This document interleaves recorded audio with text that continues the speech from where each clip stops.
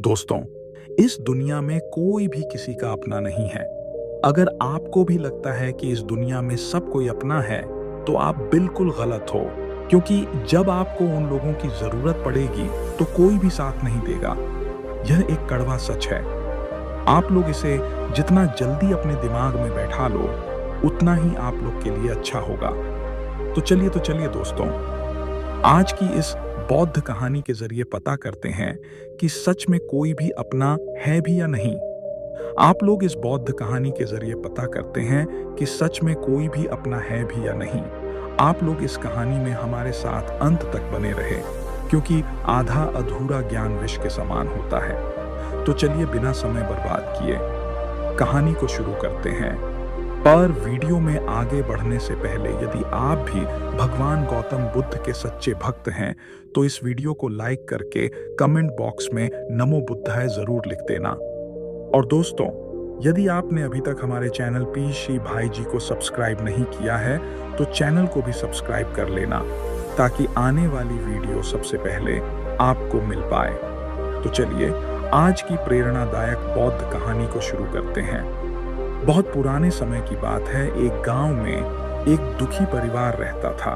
उस परिवार में 7 लड़के और 1 लड़की थी। उन 8 के माता पिता जल्दी ही गुजर गए थे, तो बच्चों ने भी जल्दी ही अपनी अपनी जिम्मेदारियां समझ ली थी। शुरू में सबको गुजारा करने में काफी परेशानी हुई थी, लेकिन समय के चलते सब कुछ उन्हें आसान लगने लगा था। अब उन्होंने माँ बाप के बिना जीना सीख लिया था। वह 7 भाई और 1 बहन इस गांव में बड़े प्यार से मिलजुल कर रहते थे। दिन निकलते ही 7 भाई शिकार के लिए निकल जाते और बहन सबके लिए खाना पकाती थी और घर के बाकी के दूसरे काम काज करती थी। भाई जब जंगल से वापस आते तो साथ में बड़े बड़े जानवर पक्षी आदि को मार कर लाते थे। वह 7 भाई जो भी चीज लाते थे, बहन उनके मांस को बड़े चाव से पकाती थी और सब भोजन करके बड़ी तृप्ति का अनुभव करते थे। ऐसे ही दिन गुजर रहे थे। एक दिन की बात है, 7 भाई जंगल में शिकार करने के लिए गए थे। शाम होने वाली थी। बहन सबके लिए खाना बना रही थी। जब वह सब्जी बनाने के लिए उस सब्जी को काट रही थी, तभी चाकू की तेज धार से उसकी एक उंगली कट गई। अब उस कटी हुई उंगली से खून की धारा बहने लगी। अब बहन ने सोचा, यदि मेरे भाइयों ने मेरी कटी हुई उंगली देखी तो मेरे भाई बड़े दुखी हो जाएंगे। इसीलिए ने यह सोचा कि अपने भाइयों को यह बात नहीं बतानी चाहिए और उनसे छिपा कर रखना चाहिए। उसने बहते हुए खून को अपनी ओढ़नी से पूछना चाहा, किंतु उसने सोचा कि उसके भाई उसकी ओढ़नी में लगे हुए खून के धब्बों को देखेंगे तो मुझसे पूछेंगे। फिर उसने सोचा कि चलो दीवार पर पहुंच देते हैं, लेकिन फिर उसने सोचा कि दीवार पर खून को पहुंचना ठीक नहीं रहेगा। उसने सोचा, अगर मेरे भाइयों ने देख लिया कि दीवार पर खून पहुंचना ठीक नहीं रहेगा। उसने सोचा, अगर मेरे भाइयों ने देख लिया कि दीवार पर खून पोंछा हुआ है, तो वह मुझसे अवश्य से पूछेंगे और फिर मुझे बताना पड़ेगा, फर्क पड़ेगा और वह फिर परेशान हो जाएंगे। फिर बहन बेचैन होकर इधर उधर घूमने लगी, लेकिन उसे कोई ऐसी जगह फिर परेशान हो जाएंगे।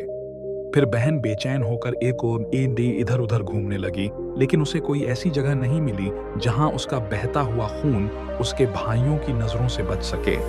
इसलिए उसे कोई उपाय न मिलने पर उसने उसी सब्जी में जो खाने के लिए बना रही थी, उसी में अपना खून जो था उसे पहुंच दिया। शाम को जब 7 भाई जंगल से वापस आए तो बहन ने भाइयों के लिए खाना परोसा। आज 7 भाइयों को कुछ सब्जी बहुत ही स्वादिष्ट लगी। 7 भाई अपनी अपनी उंगलियां चाटते रह गए और अपनी बहन की पाक कला की तारीफ करने लगे। अपनी तारीफ सुनकर बहन भी बहुत खुश हुई। 7 भाई दिन भर के काम करने के कारण थके थे, इसलिए 7 भाई उस दिन जल्दी सो गए। अगली सुबह रोज की तरह वह 7 भाई जंगल को चले गए।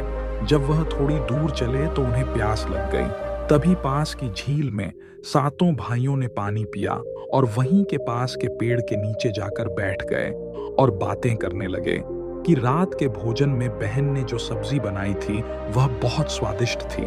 सभी उसी सब्जी की चर्चा करने लगे। सातों भाइयों ने कहा, इतना स्वादिष्ट खाना तो हमने आज तक नहीं खाया। वह सातों भाई कहते हैं, आज घर चलकर इसके बारे में अपनी बहन से जरूर पूछेंगे और जानकर रहेंगे कि सब्जी में उसने ऐसा क्या मिलाया था जिससे वह सब्जी इतनी स्वादिष्ट बनी थी। शाम को सातों भाई जब घर आए तो दोबारा अपनी बहन की पाक कुशलता की तारीफ करते हुए कहने लगे, हमारी प्यारी बहन, कल रात की सब्जी में तुमने ऐसा क्या मिलाया था? बहन बताना तो नहीं चाहती थी क्योंकि वह सोच रही थी अगर उसके भाइयों को पता चला कि उसकी उंगली कट गई है तो मेरे सारे भाई दुखी हो जाएंगे। इसीलिए उसने कहा, कुछ नहीं बड़े भैया, सब जो रोज बनाती हूं वही बनाया था। तो उसका बड़ा भाई कहने लगा, प्यारी बहन, तुम्हें आज बताना ही पड़ेगा और मैं जानना चाहता हूं कि हमारी बहन ने इतनी स्वादिष्ट सब्जी कैसे से बनाई। बड़ा भाई आगे कहता है, तुम्हें मेरी सौगंध है बहन, तो तुम्हें आज सच्चाई बतानी ही पड़ेगी। बड़े भाई का सब सम्मान करते थे, इसलिए बहन को भी अब सच बोलना पड़ा। उसने धीरे धीरे सारी बात बताते हुए कहा, भैया, मेरी उंगली कट गई थी तो बस इतना सा अपना खून सब्जी में मिला दिया था और ज्यादा कुछ नहीं। मैंने सोचा कि आप लोगों को पता चलेगा तो आप दुखी होंगे, इसलिए मैंने अपने खून को सब्जी में मिला दिया था। यह सुनकर 6 भाइयों ने मन में सोचा, इसके खून की चंद बूंदें इतनी स्वादिष्ट हैं तो इसका मांस कितना स्वादिष्ट होगा। रात के खाने के बाद सातों भाई सोने के लिए चले, इसलिए सातों भाई उस दिन जल्दी सो गए। अगली सुबह रोज की तरह वह सातों भाई जंगल को चले गए। जब वह थोड़ी दूर चले तो उन्हें प्यास लग गई। तभी पास की झील में सातों भाइयों ने पानी पिया और वहीं के पास के पेड़ के नीचे जाकर बैठ गए और बातें करने लगे कि रात के भोजन में बहन ने जो सब्जी बनाई थी वह बहुत स्वादिष्ट थी। सभी उसी सब्जी की चर्चा करने लगे। सातों भाइयों ने कहा, इतना स्वादिष्ट खाना तो हमने आज तक नहीं खाया। वह सातों भाई कहते हैं, आज घर चलकर इसके बारे में अपनी बहन से जरूर पूछेंगे और जानकर रहेंगे कि सब्जी में उसने ऐसा क्या मिलाया था जिससे वह सब्जी इतनी स्वादिष्ट बनी थी। शाम को सातों भाई जब घर आए तो दोबारा अपनी बहन की पाक कुशलता की तारीफ करते हुए कहने लगे, हमारी प्यारी बहन, कल रात की सब्जी में तुमने ऐसा क्या मिलाया था? बहन बताना तो नहीं चाहती थी क्योंकि वह सोच रही थी अगर उसके भाइयों को पता चला कि उसकी उंगली कट गई है तो मेरे सारे भाई दुखी हो जाएंगे। इसीलिए उसने कहा, कुछ नहीं बड़े भैया, सब जो रोज बनाती हूं वही बनाया था। तो उसका बड़ा भाई कहने लगा, प्यारी बहन, तुम्हें आज बताना ही पड़ेगा और मैं जानना चाहता हूं कि हमारी बहन ने इतनी स्वादिष्ट सब्जी कैसे से बनाई। बड़ा भाई आगे कहता है, तुम्हें मेरी सौगंध है बहन, तो तुम्हें आज सच्चाई बतानी ही पड़ेगी। बड़े भाई का सब सम्मान करते थे, इसलिए बहन को भी अब सच बोलना पड़ा। उसने धीरे धीरे सारी बात बताते हुए कहा, भैया, मेरी उंगली कट गई थी तो बस इतना सा अपना खून सब्जी में मिला दिया था और ज्यादा कुछ नहीं। मैंने सोचा कि आप लोगों को पता चलेगा तो आप दुखी होंगे, इसलिए मैंने अपने खून को सब्जी में मिला दिया था। यह सुनकर 6 भाइयों ने मन में सोचा, इसके खून की चंद बूंदें इतनी स्वादिष्ट हैं तो इसका मांस कितना स्वादिष्ट होगा। रात के खाने के बाद सातों भाई सोने के लिए, सातों में फिर इस बात की चर्चा छिड़ गई। बड़ा भाई कहने लगा, अरे भाइयों, खून की कुछ बूंदें हमारी बहन की इतनी स्वादिष्ट है तो सोचो उसके शरीर का मांस कितना स्वादिष्ट होगा। सबने बड़े भाई की हाँ में हाँ मिलाई, परंतु छोटे भाई को यह बात गलत लगी। उसने बड़े भाई का मान रखते हुए कुछ नहीं कहा और अगले दिन शिकार के लिए सातों भाई जाते हैं। उस समय सातों भाइयों ने योजना बनाई कि बहन को मारकर उसका मांस बनाएंगे। जाते हैं। उस समय सातों भाइयों ने योजना बनाई कि बहन को मारकर उसका मांस बनाएंगे और खाएंगे। बहन का मांस खूब स्वादिष्ट होगा। सातवें भाई को अपने बड़े भाइयों की योजना और खाएंगे। बहन का मांस खूब स्वादिष्ट होगा। सातवें भाई को अपने बड़े भाइयों की योजना बिल्कुल भी अच्छी नहीं लगी। वह अपनी बहन को बचाने के लिए बेचैन हो गया। वह खुलकर इसका विरोध तो नहीं कर सकता था क्योंकि 6 भाई एक तरफ थे। सभी भाइयों ने मिलकर एक टीले पर बांस के पत्तों का एक चबूतरा बनाया, जिसे चांद कहते हैं। उनकी योजना यह थी कि बहन को बहला फुसलाकर यहाँ पर लेकर आएंगे और तीर मारकर अपनी बहन की हत्या कर देंगे और उसका स्वादिष्ट मांस खाएंगे। अगले दिन बड़े भाई ने अपनी बहन से कहा, मेरी प्यारी बहन, अब तुम बड़ी हो गई हो और शादी के लायक हो गई हो। मैंने तुम्हारे लिए एक सुंदर वर की तलाश की है। आज हम उसको देखने जाएंगे और उसका घर भी देख कर आएंगे, इसीलिए तुम भी तलाश की है। आज हम उसको देखने जाएंगे और उसका घर भी देख कर आएंगे, इसीलिए तुम भी हमारे साथ चलोगी बहन। शादी की बात से बहुत खुश हुई, तुरंत तैयार होकर भाइयों के साथ चलने लगी। चलते चलते जब बहन थक गई तो उसने अपने बड़े भाई से पूछने लगी, भैया, मेरा ससुराल अब कितना दूर है? तब बड़ा भाई बोला, बस अभी कुछ देर में हम पहुंचने वाले हैं। और बड़ा भाई बोला, वह देखो बहन, दूर से दिखाई दे रहा है। बड़ा भाई उसी टीले पर बने चांद को दिखाते हुए बोला, देखो मेरी प्यारी बहन, तुम्हारा ससुराल जहां तुम राज करेगी। यह सुनकर बहन आनंदित हो उठी। चांद पर पहुंचने के बाद बड़े भाई ने अपने छोटे भाइयों को आदेश दिया, अपनी बहन को एक रस्सी के सहारे से बांस के खंभे से बांध दो। सभी भाई मिलजुल कर जल्दी से बहन को बांधने लगे। बहन ने अपने सभी भाइयों को हत्यारे के रूप में देखकर उसका हृदय हाहाकार करने लगा। वह ईश्वर को याद करते हुए कहने लगी, हे ईश्वर, अब तुम ही मेरा सहारा हो। मेरे सातों भाई मेरी हत्या करना चाहते हैं। इनमें से एक भी ऐसा नहीं है जिसके दिल में मेरे लिए दया और प्रेम हो। सातवें भाई को बहन की पुकार पर दया आ गई, परंतु 6 भाइयों का विरोध करने का साहस वह नहीं जुटा पाया। बहन को निर्ममता से बांधने के बाद बड़े भाई ने सबको बारी बारी से उस पर प्रहार करने का आदेश दिया।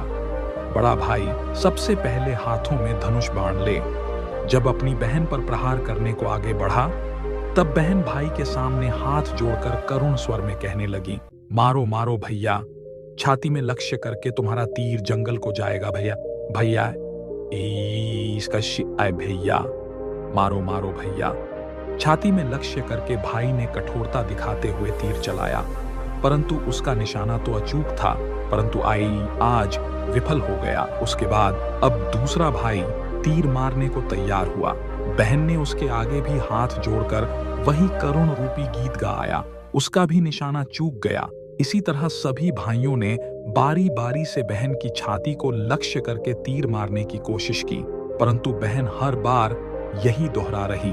6 भाई लक्ष्य भेद करने में असफल रहे। अब 7वें भाई की बारी थी। उस 7वें भाई से 6 भाई कहने लगे, भाई पूरी ताकत से तीर चलाना और बहन को एक बार में मार देना। यदि तुम्हारा निशाना चूक गया तो तुम जिंदा नहीं बचोगे, हम सब तुम्हें मार देंगे। बहन ने छोटे भाई की जान बचाने के लिए अपनी जान न्यौछावर कर दी और अपने छोटे भाई को बचाने का निश्चय किया। वह ईश्वर से प्रार्थना करने लगी, हे ईश्वर, मेरे भाई का तीर मेरी छाती भेदने में सफल हो जाए। वह फिर करुण गाना गाने लगे, मारो मारो भैया, छठी में लक्ष्य करके भैया, छठी में लक्ष्य करके तेरा तीर मेरी छाती भेद जाए।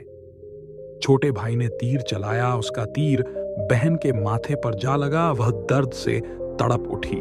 कुछ देर तड़पने के बाद उसके प्राण त्याग दिए। सातों ने मिलकर अपनी बहन का मृतक शरीर नीचे उतारा। 6 भाइयों ने मिलकर बहन के शरीर को छोटे छोटे टुकड़ों में काट डाला। बड़े भाई ने 7वें भाई को जंगल से लकड़ी और पानी लाने का आदेश दिया।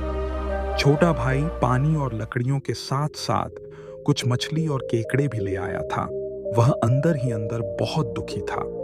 उसके भाई बहन का मांस बड़े शौक से पका रहे थे। छोटा भाई बहन के मांस के साथ मछली और केकड़े भी पकाने को डाल दिए, जिससे उसने अपने खाने का जुगाड़ कर लिया। चावल और मांस तैयार हो गया। छोटे भाई ने पहले ही अपने बैठने के स्थान पर एक छोटा सा गड्ढा खोद लिया था। उसने अपनी बहन के मांस को चुपके से उस गड्ढे में डाल दिया और मछली और भात खाने लगा। बाकी 6 भाई बहन की हड्डियां चबाने लगे तो छोटा भाई केकड़ा चबाने लगा। जब सबने बहन के शरीर का स्वादिष्ट मांस खाकर अपना पेट भर लिया, तो बड़े भाई ने सातवें भाई से कहा कि झूठा साफ कर दो। तब छोटे भाई ने जो बहन की बची कुची हड्डियां और शरीर के अन्य भाग जैसे सर, नाखून, पंजे, इन सबको इकट्ठा करके एक गड्ढे में डाल दिया और ऊपर से मिट्टी से ढक दिया। कुछ समय बाद जहां पर बहन के मांस के टुकड़े डाले गए थे, उस स्थान पर बांस का और उसी बांस के झुरमुट तले छुपकर मलम करने लगे। उसी समय आकाशवाणी हुई, संत दुर्गंध आ रही है, संत दुर्गंध आ रही है। बार बार यह आकाशवाणी सुनने के बाद संत ने झटपट उस स्थान को साफ कर दिया। उस संत ने झुरमुट में से एक बांस को काट लिया और अपने साथ ले गए। उस बांस को काटकर संत ने एक बहुत ही सुंदर बांसुरी बनाई और उसे बजाकर दिन भर लोगों के घर जाकर भिक्षा मांगने लगे और बदले में खूब सारा उपदेश देने लगे।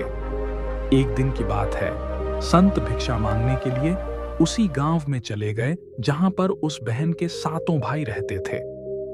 जैसे ही वह संत बड़े भाई के द्वार पर गए, जैसे ही संत ने बांसुरी बजाना शुरू किया, उसमें से आवाज आई ही है, दुश्मन सबसे बड़ा नहीं बाजो रे, बांसुरी बड़े भाई के घर नहीं बाजो रे, बांसुरी बांसुरी। आगे बोली, दया प्रेम सब छोड़कर रिश्ते में यही दाग लगाया है, नहीं बाजो रे बांसुरी। इस तरह की करुण आवाज सुनकर बड़े भाई के पसीने छूटने लगे। उसने अपनी पश के पेपा से कहा कि इस योगी को तुरंत भिक्षा दो और यहां से विदा करो। उसकी पत्नी ने वही किया। योगी को तुरंत भिक्षा देकर भिक्षा दो और यहां से विदा करो। उसकी पत्नी ने वही किया। योगी को तुरंत भिक्षा देकर विदा कर दिया। इसी तरह योगी बाबा बारी बारी से 6 भाइयों के द्वार पर गए। उनके घर जाते ही बांसुरी से स्वयं वही गीत बजने लगा। उन 6 भाइयों ने भी अपनी पत्नी को तुरंत ही कुछ भिक्षा देकर संत को विदा करने को कहा। उन 6 भाइयों के मन में डर समा गया कि कहीं अगर यह संत ज्यादा देर रुका तो खुल जाएगी कि अपनी बहन की हत्या इन्होंने ही की है। अब अंतिम समय 7वें भाई के द्वार पर आया। जैसे ही वह योगी वहां पहुंचा, 7वां भाई अभी तक कुंवारा था और अकेले रहता था। जब योगी बाबा उसके द्वार पर उपस्थित हुए तो बांसुरी बोल उठी, बाजो रे बांसुरी, मेरे सबसे छोटे भाई के घर मेरे छोटे भाई ने मन की बात में छुपा कर रखी है। युग युग की वह बांसुरी बोली यही है। मेरे सबसे प्यारे भाई का घर योगी की बांसुरी से इतने प्यारे और दिलचस्प गीत बजते सुनकर छोटे भाई ने उन्हें सम्मान के साथ अपने घर में बैठने के लिए स्थान दिया और जलपान से उनका सत्कार किया। उसके बाद छोटे भाई ने बांसुरी के विषय में चर्चा की। योगी ने के जन्म की कहानी छोटे भाई को बताई कि कैसे उन्होंने बांस को काटकर बांसुरी बनाई है और कैसे आकाशवाणी हुई थी। छोटे भाई ने उस बांसुरी को योगी से मांगने की प्रार्थना की। योगी ने उस छोटे भाई को वह बांसुरी सौंप दी। योगी के चले जाने के बाद छोटे भाई ने बांसुरी को अपने बिस्तर के सिरहाने की तरफ साफ सुथरे स्थान पर धूप दीप जलाकर सम्मान के साथ रख दिया। कुछ दिनों के बाद छोटे भाई के घर में परिवर्तन दिखाई बात दोहराने लगी तो छोटे भाई ने अपनी भाभियों के घर जाकर पूछा, भाभी, मेरी गैर हाजिरी में आप लोग मेरे घर की साफ सफाई करते हो क्या? सभी भाभियों ने जवाब दिया, हमें अपने घर के कामकाज से फुर्सत नहीं है, तुम्हारा घर कैसे साफ करेंगे? छोटे भाई ने निश्चय किया कि वह आज छुपकर देखेगा कि उसका घर कौन साफ करके जाता है। इसलिए छोटा भाई आज काम पर नहीं गया और वह घर के एक कोने में छुप गया। घर सुनसान होते ही जहां पर बांसुरी स्थापित की थी, वहां से उसकी बहन की शक्ल की एक लड़की निकली और उसने घर का सारा काम किया और फिर उसी बांसुरी में समा गई। छोटे भाई ने यह सब देखा तो उसे अपनी आंखों पर विश्वास नहीं हुआ। फिर छोटे भाई ने यह बात अपनी बड़ी भाभी ने अपने छोटे देवर को समझाया कि जैसे ही लड़की बांसुरी से बाहर निकलेगी, तुम उस बांसुरी को आग में डालकर जला देना और फिर उस पर तुलसी का जल दिशा मवाओं छिड़क देना। फिर देखना क्या होता है। छोटे भाई ने बड़ी भाभी के कहे मुताबिक काम किया। उसने लड़की के निकलते ही बांसुरी को आग में डाल दिया और लड़की पर पवित्र तुलसी का जल छिड़काव किया। तुलसी जल के स्पर्श से वह लड़की मानव रूप में आ गई। भाई ने देखा वह तो उसकी प्यारी बहन है। उसने अपनी बहन को गले से लगा लिया। उसके बाद दोनों बहन भाई बड़े प्रेम से रहने लगे और बहन ने भाई को और भाई ने बहन को अपना लिया। खुशी से एक दूसरे के साथ रहकर वे जीवन यापन करने लगे। दोस्तों, यह एक कड़वा सत्य है कि इस दुनिया में कोई भी व्यक्ति किसी का सच्चा अपना नहीं होता। रिश्तों की मिठास और दोस्ती का बंधन अक्सर स्वार्थ से जुड़ा होता है। जब हम कठिनाइयों का सामना करते हैं, तब हम देख सकते हैं कि हमारे आसपास कितने लोग वास्तव में हमारे साथ हैं। बाहरी दुनिया में सब कुछ दिखावटी है। हर कोई अपने फायदे के लिए रिश्ते बनाता है। ऐसे में जब हमें समर्थन और सहारे की जरूरत होती है, तो अक्सर हम अकेले रह जाते हैं। यह समझना जरूरी है कि असली अपनापन उस समय ही प्रकट होता है जब बिना किसी स्वार्थ के कोई हमारी मदद करता है। इस सच को स्वीकार करने में हमें समय लग सकता है, लेकिन यही समझ हमें मजबूत बनाती है। जब हम यह जान लेते हैं कि असली मित्रता और अपनापन बिना शर्त के होते हैं, तब हम सच्चे रिश्तों की कदर कर सकते हैं। इसलिए हमें अपने रिश्तों में सतर्क रहना चाहिए और उन लोगों को पहचानना चाहिए जो हमारे साथ सच्चे दिल से खड़े होते हैं। इस सच्चाई को अपनाना हमें एक बेहतर इंसान बनाने में मदद कर सकता है। दोस्तों, आपने आज इस कहानी से क्या सीखा? आप हमें कमेंट सेक्शन में जरूर बताएं।